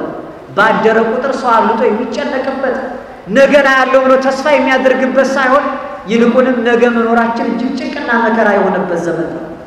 እያንዳንዳችን ይሄ ጊዜ አፋችንን መሸፈን የሚጠበቅብን የጌታችንን ቅዱስ ሥጋውና ክቡር ደሙን ተቀብለን ነበር ነው የነበረው። ነገር ግን ስለ ክፋታችን ከቤቱ እንኳን የእምነታችን ጥንካሬ በሽታና ህመሙን ማራቅ ባልቻለበት ጥርጣሬያችን ድካማችን በሙሉ ተከትሎን እየመጣ በድካማችን በጥርጣሬያችን ምክንያት ዓለም ሁሉ እንደሚሰቃይበት ጊዜ የኛ ተነስተን አንድ እግዚኦታ ብናደርስ አንድ ምህላ በፊቱ እንኳን ሁለቱም ሱባኤ ይቅርና አንዱ ምህላና አንዱ ጸሎት እንኳን ዓለም ላይ ያለውን እንዲህ በወረርሽኝ መልኩ ጉንፋን ሆኖ የተከሰተውን አይደለም የነፍስን ቁስል ማራቅ የሚቻለው ጸሎት ነበር የነበረው። ነገር ግን ኃጢአታችን ክፋታችን እንኳን ከእግዚአብሔር ዘንድ ምላሽ የሚያስመጣልና የነፍስን ቁስል የሚያርቅልን የሥጋን በሽታ እንኳን ሊያስወግድልን ጉልበት አጣው። ምክንያቱም ጸሎቱ የሚጸለየው በኃጢአት ትልም ላይ ነው። ኃጢአት በሰራንበት ሰውነታችን መልሰን ደግሞ እግዚአብሔርን እንለምነዋለን። አንዱን አጥፋው አንዱን አስወግደው ብለን ባለቀስንበት እንባችን በሽታውን አስወግድና አጥፋው ብለን ብናለቅስ እንዴት እግዚአብሔር ሊሰማን ይችላል? አንዱን ባማንበት አንዱን በሐሰት በመሰከርንበት አንዱን በውሸት መረጃ ሰጥተን ወደ ወይኒ ባስጣልንበት አፋችን እግዚአብሔርን ማረን ብንለው እንዴት ሊመረን ይችላል? ጸሎታችን ይቅርታን የሚያስመጣ ምሕረትን የሚያሰጥ የሚሆነው እኮ በንጽህናና በቅድስና ከኃጢአት በተለየ ትልም በንጽህና በታረሰ ስፍራ ደጅ ጠንተነው ስንለምነው ነው። እኛ ሕይወታችን ለዚህ የተገባ ነው። እርስ በርስ የምንበላላ እርስ በርስ የምንነካከስ ነው። ታዲያ በሽታ እንዴት አይብላን? እኛ ወንድማችንን እየበላን በሽታው ግን አይብላን ማለት አይቻልም። ወንድማችንን እያጠፋን የመጣው ወረርሽኝ የኛን አጥፋን ማለት አይቻልም። አያጥፋን ለማለት ስለ ወንድማችን መኖር እኛ እንለፍ እሱ ይትረፍ ማለት አለበት። ዛሬ እንደሚያስብ ሰው የራሱን መቀመጥ የራሱን ነገን ማየት እንጂ የወንድሙንም አብሮ ተቀምጦ ነገን ማየት የሚለምን ሰው የለም። ነፍሳችን የምትጸድቀው ስለ ራሳችን ስለምንተጋ ብቻ አይደለም፣ ስለ ወንድማችንም ስለምንጨነቅ ጭምር ነው።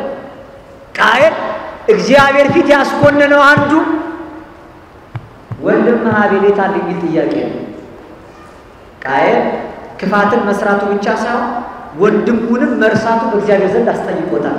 እኔ የእሱ ጠባቂ ነኝ እንዲህ አለ። ስለ ራስ ብቻ የሚኖር ሰው ነው የሚለው ዛሬ እንጠየቃለን። ዛሬ በወንዝ በነገድ በቋንቋ የምንከፋፈል ሁላችንም የተከፋፈልንበት ምድራዊ ትል ከእግዚአብሔር ዘንድ ፈቃድ የሚያመጣልን እንዳይመስለን። ከአንድ ሀገር ወደ አንድ ሀገር መግቢያ አይደለም ቋንቋ ወደ እግዚአብሔር መንግስት መግቢያና በስጋ የወሰንኖር ግን መግባቢያ ብቻ ነው። እግዚአብሔር አምላክ የሰጠን እንድንግባባበት ነው። በፍቅር ቋንቋ ተሳስበን አንዱ ለአንዱ እየኖረ መልካም ስራ ሰርተን ወደ እግዚአብሔር መንግስት እንድንገባ እንጂ እርስ በርስ እንድንከፋፈልበት አልነበረም። እርስ በርሱ የሚከፋፈል ሰው ስለ ወንድሙ መኖር፣ ስለ ወንድሙ ነገር ማለፍ፣ ስለ ወንድሙ በነፍስ ሕይወት መትረፍ የማይገደው ሰው እንዲህ ባለው በስጋ መከራ ቢጨነቅ ምን ይደንቃል? ለዚህ ነው ዓለሙ በክፉ ተይዞ ባለበት በዚህ ጊዜ እኛ የበለጠ ወደ እግዚአብሔር ቀር የምናምን የምንባል ሰዎች እግዚአብሔርን የሚያውቁ የምንባል ሰዎች ሕይወታችን ካልተስተካከለ አሁን ጣት ከመቀሰር እስኪ እንመለስ ጥቂት ጊዜ እነንተና ናቸው እንደሚያደርጉት የሚለውን እንተው። ይሄ ጊዜ ሰውን የምናስብበት ጊዜ አይደለም። የመጣው የፍልሰታ ወር ሰውን የምናስብበት ስለ ሰው ወደ እግዚአብሔር የምናሳስብበት አይደለም። ራሳችንን የምንከስበት ጊዜ ነው። የኃጢአት ትልም የሆነውን በኃጢአትና በበደል እሾህና አሜኬላ ያበቀለውን ልባችን ያን ሁሉ ነቅለን ለእግዚአብሔር መልካም እርሻ አድርገን የምናስረክብበት ጊዜ ነው። ግዴላችሁ እስኪ ራሳችንን እንመልከትና እግዚአብሔር ያኔ እንደማይመለከተን እንፈትነው። እስኪ ራሳችንን እንይና እግዚአብሔር ያኔ እንደማያየን እንመልከት። እግዚአብሔርን እንስማውና እግዚአብሔር እንደማይሰማን ደግሞ እንፈትነው። እስኪ ጥቂት ጊዜ እናዳምጠው። ይሄን ጊዜ ቢያንስ ከዓለም ወሬ እንኳን ራሳችንን እናቀምስ። ከዓለም ንግግር ራሳችንን እንጠብቅ። አንዳንዶቹ እንዲህ ያለው ማባላት እንዲህ ያለው ሰውን ማናከስ እንጀራና ህይወታቸው የሆኑ ሰዎች አሉ። ኑሯቸው የሆኑ ያለዚህ እረፍት የማይሰማቸው ጭር ሲል የማይወዱ ብዙ ሰዎች አሉ። ያንን እያቀነቀሉ ብቻ የሚኖሩ ሰዎች ማለት ነው። ያንዱ ባንዱ ላይ መነሳት ለነሱ ግን እንጀራ የሆናቸው ሰዎች ማለት ነው። ከነዚህ ሰዎች እስኪ ራሳችንን እናቀም። ተው መፍረዱን እናቁ። ጣት መቀሰሩን እንተው። አሁን ራሳችንን እንመልከት። የሚመጣው ጾም ለእነንትና እግዚአብሔር አምላክ ልብ እንዲሰጣቸው የምንለምንበት ጾም አይደለም። በንጹህ ልብ እኛው ልብ ገዝተን በንጹህ ልብ ላይ እግዚአብሔር እንደሚያድር የምንመሰክርበት ጊዜ ነው። እኛ ጥሩዎች ነው የጥሩ ነገር ማረፊያ እንሆናለን። እኛ በጎዎች ነው የበጎ ነገር ማረፊያ እንሆናለን። በአንድ ወቅት አንዲት ሴት ይባላል ቤተክርስቲያን ደጃፍ መጣ ተደፍታ በጣም ታለቅሳለች። አንድ ትልቅ አባት ያዩዋትና የኔ ልጅ እንደዚህ ድምጽሽን ከፍ አድርገሽ ያማረርሽ እንድታለቅሺ ምንድነው የሆንሽው አላት። እኔ በእድሜ ገፍቷል፣ ዘመኔ በጣም እያለፈ ነው፣ ትዳር ግን የለኝምና እግዚአብሔር አምላክ ትዳር ለምን ነሳይ ብዬ እየወቀስኩት ነው አለች። እንዲህ አሏት፣ ግድ የለሽም እስኪ ሱባኤ ገብተሽ በር ዘግተሽ እግዚአብሔር ራስሽን አይተሽ ለምኚው፣ ከዚያ በኋላ እግዚአብሔር አምላክ እንዳልሰማሽ በዚህ ፈትኚው አላት። እሺ አለችና ከዚያ ተመልሳ በሯን ዘግታ ሱባኤ ገብታ እግዚአብሔርን ጠየቀችው። አንድ ሱባኤ ቆይታ ድጋሚ መጣ እግዚአብሔርን መውቀስ ጀመረች። እኛ አባት በድጋሚ አዩት። እቺ ሱባኤ ሳትይዝ ራሷንም ሳትገታ እግዚአብሔርን ደግሞ አሁን መልሳ ተወቅሷለች አሉና በተግሳጽ መተው ምን ብዬሽ ነበር ለምን ነው እንዲህ የምትይው አላት። አይ እርሱ የነገሩኝንም አደረኩት እግዚአብሔር ምንም ግን አላረገልኝም አለች። እንዴት አሏት። ሱባኤ ያዥን ያሉኝ ሱባኤ ይዣለሁ የእግዚአብሔርን መልስ ግን አጥቻለሁ አለቻቸው። ምን ብለሽ እንዴት ለመንሽው አሏት። በሬን ዘግቼ 7 ቀን በሙሉ ጥሩ ባል ስጠይ ብዬ ለመንኩት አለች። እየሰማችሁ ሁለቱንም ተሳስተሻል አሏት። አንደኛ ምን ብለሽ ነው ያሏት። ጥሩ ባል ስጠይ ብዬ ለመንኩት ብላለች። ተሳስተሻል። እንዴት ለመንሽው ነው ያሏት። በሬን 7 ቀን ዘግቼ ብላለች። 7 ቀን በር መዝጋትን መልስ አያሰጥም፣ ያም ስተት ነው አሏት። እየሰማችሁ ነው። እና እንዴት ነው የሚለመነው ምን ተብሎስ ነው ብላ ጠየቀቻቸው። መጀመሪያ እግዚአብሔር ሲለመን ጥሩ ባል ስጠኝ ተብሎ አይለመንም። ጥሩ ሚስት አድርገኝ ተብሎ ነው የሚለመነው። እየሰማችሁ ጥሩዎች ስንሆን የጥሩ ነገር ማረፊያ እንሆናለን። አንቺ ጥሩ ብትሆኚ የገበያው ጎረምሳ በሙሉ ዱላ ይማዘዝብሽ ነበር፣ ሰው ያሳልፋትም። እኛ ጥሩ ስንሆን የጥሩ ነገር ማረፊያ እንሆናለን። እኛ በጎ ስንሆን እግዚአብሔር በጎን ነገር አያሳጣንም። ፈትኑኝ ያለው ለዚህ ነው እግዚአብሔር አምላክ። በጎን ነገር እያደረጋችሁ ፈትኑኝ፣ ያን ጊዜ የሰማዩን መስኮት በጊዜ ባልከፍትላችሁ፣ ዝናሙን በሰዓቱ ባላዘንብላችሁ ፈትኑኝ። እናንተ ግን አስቀድማችሁ ጌጥ ጠብቁ፣ እንደ ሥርዓቴ ኑሩ አለ እግዚአብሔር። እንደ ሕጉ እንደ ሥርዓቱ ኖረን እንደ ሰማይ መስኮት ምሕረቱ ተከፍቶልን ይቅርታውን እንድናገኝ በቸርነቱ ይርዳል። ጥሩ ባል ስጠኝ ሳይሆን ጥሩ ሚስት አድርገኝ ብሎ መለመን፣ ጥሩ ሚስት ስጠኝ ብሎ ሳይሆን ጥሩ ባል አድርገኝ ብሎ መለመን፣ ጥሩ ባል እንጀራ ስጠኝ ብቻ ማለት ሳይሆን የጥሩ ባል እንጀራ ማረፊያ አድርገኝ። ጥሩዎች ስንሆን የጥሩ ነገር ማረፊያ እንሆናለን። የበጎ ነገር ማደሪያ የምንሆነው እኛ በጎ ነገር ለማሳደር በጎች ሆነን ስንገኝ። ለዚህ ነው ከበደል ራቅ በደል እንዳያገኝ፣ ከኃጢአት ሽሽ ከኃጢአትን ባንተ ዘንድ እንዳያድር እያለ ሲራክ የተከላከለው። ጥሩ ባል ስጠኝ እየተባለ 7 ቀን ደጅ አይዘጋም አሉኛ አባት። እና ምንድነው ሲባል ቢያንስ 5 ቀን እንኳን ከጸለዩ ድርሻን ለመወጣት ደግሞ ጥሩ ሆኛለሁ ብሎ ዞር ማለት ያስፈልጋል። ድርሻን መወጣት ማለት ነው እንጂ እንደ ዛሬ ፋሽን መሸፈን መሆኑ የቀረበት ዘመን ላይ ተላልጦና ተገላልጦ መሄድ አለ። ስለዚህ የራስን ጥረት የራስን ድካም ማሳየት ያስፈልጋል። አባቶቻችን በር ዘግተው እጅ ብቻ ዘርግተው አይደለም፣ የድካማቸውን ውጤትም ደግሞ ዞረው የእግዚአብሔርን ምሕረት ያመጣሉ፣ የእግዚአብሔርን ቸርነት ያመጣሉ። ወድቀው ይነሳሉ፣ ይሰግዳሉ። ለጦም አዳሪው ለተቸገረው ለድሃ አደጉ እየፈረዱ እየመጸወቱ ይኖራሉ። ቆርሳ ያጎርሳሉ፣ ቀደው ያለብሳሉ። ምግባቸውን በከርሰ ርሑባን በተራበው ሰው ሆድ ውስጥ ያሳድራሉ። መጠጣቸውን በጉሬ ጽሟን ከሚጠጡት ላይ ከፍለው ለተጠማው ሰው ያጠጣሉ። ልብሳቸውን በዘባነ ሩቃን በተራቆተው ሰው ጀርባ ላይ ያሳድራሉ። ቀደው ያለብሳሉ። ሁለት ሲኖራቸው ብቻ ለሚሰጡት ራሳቸውን ተራቅተው ለራቁቱን ላለና ለታረዘው ሰው ሲያለብሱ አባቶች ይኖራሉ። እኛ ዛሬ ቀደን ስላለበስን እግዚአብሔር አምላክ በሰማይ መንግስት አሚሃ ይበሩ ጻድቃን በመንግስት አብሆኑ ምስቢተ ደንበራነ ፀሐይ በዚያን ጊዜ ጻድቃን በአባታቸው መንግስት ከፀሐይ 7 እጅ ያበራሉ ተብሎ ተነገረላቸው። እዚያ ደምቀው ከፀሐይ በላይ ብርሃን ለብሰው ከብረው ይታያሉ። ቆርሰው ሲያጎርሱ በሰማይ መንግስት እንደ መላእክት ላይራቡ ለዘላለም ላይጠሙ ከብረው እግዚአብሔርን እያመሰገኑ ምስጋና ብቻ ምግብ ሆኗቸው አባቶች ይኖራሉ። ከዚያ መንግስት እንዳንታጣ እግዚአብሔር አምላክ የበጎ ነገር ማረፊያ ለመሆን የሚያበቃው በጎ መንፈሳዊ ሰበና እንዲያድለን ቅዱስ ፈቃዱ ይሁንልን። ከመፍረድ ታቀበን ሌላውንም ከመመልከት ርቀን ራሳችን ደካሞች ራሳችን ሰነፎች መሆናችን ራሳችን ኃጢአተኞች ራሳችን ክፎች መሆናችን ማሰብ ይጠበቅብናል። ይሄ ጊዜ በሱባኤው ሌላው የምናሳስብበትና ሌላው የምንከስበት ሳይሆን ራሳችን የምንከስበት ሐዋርያቱ ራሳቸውን አቀበው በራቸውን ከደጅ ብቻ ዘግተው ሳይሆን የልባቸውንም በር ዘግተው ከዓለም ፈቃድ ራሳቸውን ጠብቀው ስለኖሩ ነው የእመቤታችንን ትንሣኤ ፍልሰቷን የከበረ እርገቷን ለማየት የበቁት። አምላካችን እግዚአብሔር በቸርነቱ የሷን ትንሣኤ የሷን ፍልሰት የሷን እርገት ብቻ ሳይሆን ለኛም ለክርስቲያኖቹ ከዓለማችን ላይ ይወረርሽኝ የሚወገድበት መንፈሳዊ ሕይወታችን ከወደቀበት ከኃጢአት የሚነሳበትን ዘመን በቸርነቱ እንዲያድለን ቅዱስ ፈቃዱ ይሁንልን። ይህንን ተላላፊ ወረርሽኝ እግዚአብሔር አምላክ በቸርነቱ ያስወግድልን። በትረ መዓቱን አንስቶ ሀብለ ምሕረቱን ዘርግቶ በፍቅር ዓይኖቹ እንዲያየን በምሕረት እጆቹ እንዲዳስሰን አምላካችን እግዚአብሔር የቸርነቱን ሥራ እንዳያረቅብን ቅዱስ ፈቃዱ ይሁንልን። በቀኙ አቁሞን ንወሃቤ ቡሩካኑ ላቡ የትረሱ መንግሥተ ሰማያት ዘድልው ለክሙ ቅድመ ይትፈጠር ዓለም ሳይፈጠር የተዘጋጀ መንግሥቴን እንድትወርሱ እናንተ አባቴ ቡሩካን ወደ እኔ ኑ የሚለውን ዘላለማዊ ቃል እንድንሰማ በቸርነቱ ይርዳን። ለአባቶቻችን ያለን ክብር፣ ለኦርቶዶክሳዊቷ ተዋሕዶ ሃይማኖታችን ያለን ፍቅር፣ በእምነት ያለን ጽናት፣ በተጋድሎ ያለን ትጋት ሳይቀንስ ሰማያዊ የሆነውን የእግዚአብሔርን ኃይል በታቦት በመስቀሉ መንፈሳዊን በረከት በእምነት በጠበሉ ተቀብለን ክብሩን እንድንወርስ የሁላችን ፍጻሜ ያሳምርልን። ጠባቂ መላእክት፣ ታዳጊ ሰማዕታት፣ አማላጅ እናት እግዚአብሔር ያሳጣን።